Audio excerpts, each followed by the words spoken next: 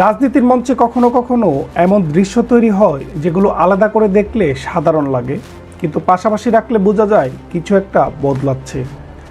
একদিকে খোলা আকাশের নিচে জাতীয় সংসদের দক্ষিণ প্লাজায় প্রধানমন্ত্রী হিসেবে শপথ নিচ্ছেন তারেক রহমান, অন্যদিকে দেশের বিভিন্ন প্রান্তে একে একে খুলছে 18 মাস ধরে বন্ধ থাকা আওয়ামী লীগের কার্যালয়ের তালা।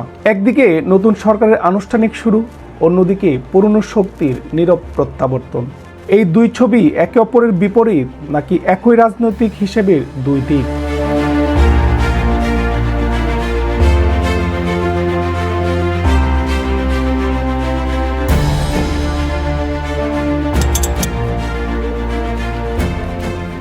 প্রধানমন্ত্রী হিসেবে প্রথম দিনেই তারেক রহমান একটি পরিষ্কার বার্তা দিলেন, ক্ষমতা মানে প্রদর্শন নয়, দায়িত্ব।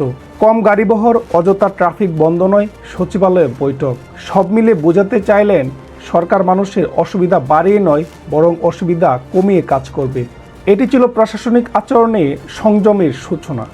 কিন্তু একই সময়ে মাঠে আরেকটি পরিবর্তন ঘটতে শুরু করলো। পঞ্চগড়ে এক বিএনপি নেতার উপস্থিতিতে খুলে গেল একটি আওয়ামী লীগের অফিস। তারপর যেন সারা দেশে ধীরে ধীরে শুরু হলো একই দৃশ্য। যেখানে বিএনপি সংগঠিত ও শক্তিশালী, সেখানে তালা খুলছে সহজে। যেখানে আবেগ এখনও তীব্র, সেখানে বাধাও আসছে। রাজনীতিতে এমন ঘটনা হঠাৎ ঘটে না। মাঠের বাতাস অনুকূলে না থাকলে কেউ তালা খুলতে এগোয় না। তাহলে কি এটি এক ধরনের নীরব সবুজ সংকেত? বাংলাদেশের রাজনীতিতে ক্ষমতার পালাবদল মানেই অনেক সময় প্রতিশোধের উত্তাপ, কিন্তু এখানে দৃশ্যটা ভিন্ন। বিএনপি যদি চাইতো তারা চুপচাপ দাঁড়িয়ে থাকতে পারত, কিন্তু দেখা যাচ্ছে কিছু ক্ষেত্রে তারা আপত্তি করছে না, কোথাও কোথাও সহায়তাও দিচ্ছে। এটি কি রাজনৈতিক সহনশীলতা নাকি হিসাবি ভারসাম্য? রাজনীতিতে সবসময় শক্তিকে পুরোপুরি ভেঙে দেওয়া যায় না, কখনো কখনো তাকে নিয়ন্ত্রিতভাবে টিকে থাকতে দেওয়া হয় বড় সমীকরণের জন্য। বর্তমান বাস্তবতায় জামায়াত এনসিপি জোট বিএনপির সামনে একটি বড় চ্যালেঞ্জ।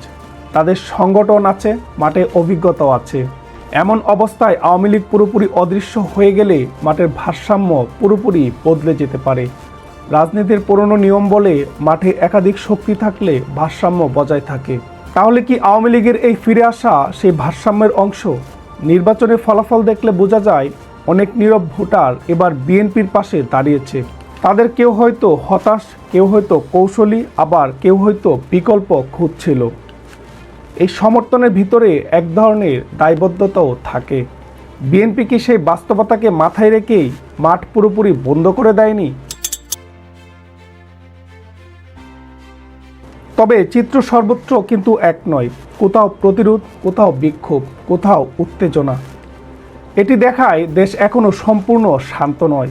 অর্থাৎ উপর থেকে নরম সুর থাকলেও নিচের স্তরে আবেগ রয়ে গেছে। এই দ্বৈত বাস্তবতায় এখনকার রাজনৈতিক পরিবেশ। প্রথম দিনের দৃশ্য দুটি মিলিয়ে একটি স্পষ্ট বার্তা দেয়। তিনি যেন বলতে চাইলেন, ক্ষমতা মানে দমন নয়, নিয়ন্ত্রণ; প্রতিশোধ নয়, ভারসাম্য। এটি সাহসী কৌশলও হতে পারে, আবার ঝুঁকিপূর্ণ। কারণ বেশি স্পেস দিলে প্রতিপক্ষ শক্তি সঞ্চয় করতে পারে, আবার কম স্পেস দিলে অস্থিরতা বাড়তে পারে। 18 মাসের ধুলো জেরে খুলেছে কিছু দরজা, কিন্তু রাজনীতির দরজা পুরোপুরি খুলছে কিনা তা এখনও স্পষ্ট নয়। একদিকে কর্মব্যস্ত নতুন প্রধানমন্ত্রী, অন্যদিকে পুনরায় সক্রিয় পুরনো শক্তি। এই দুই স্রোত মিলে তৈরি হচ্ছে নতুন সমীকরণ। বাংলাদেশের রাজনীতি আবার প্রমাণ করলো এখানে শেষ কথা বলে কিছু নেই। সময় বদলায়, অবস্থান বদলায়, সমীকরণও বদলে যায়। এখন প্রশ্ন একটাই, এই ভারসাম্য কি স্থায়ী হবে, নাকি সামনে আসছে আবারও বড় কোনো মোড়? ফাস্ট টকের সাথে থাকার জন্য ধন্যবাদ। আল্লাহ হাফেজ।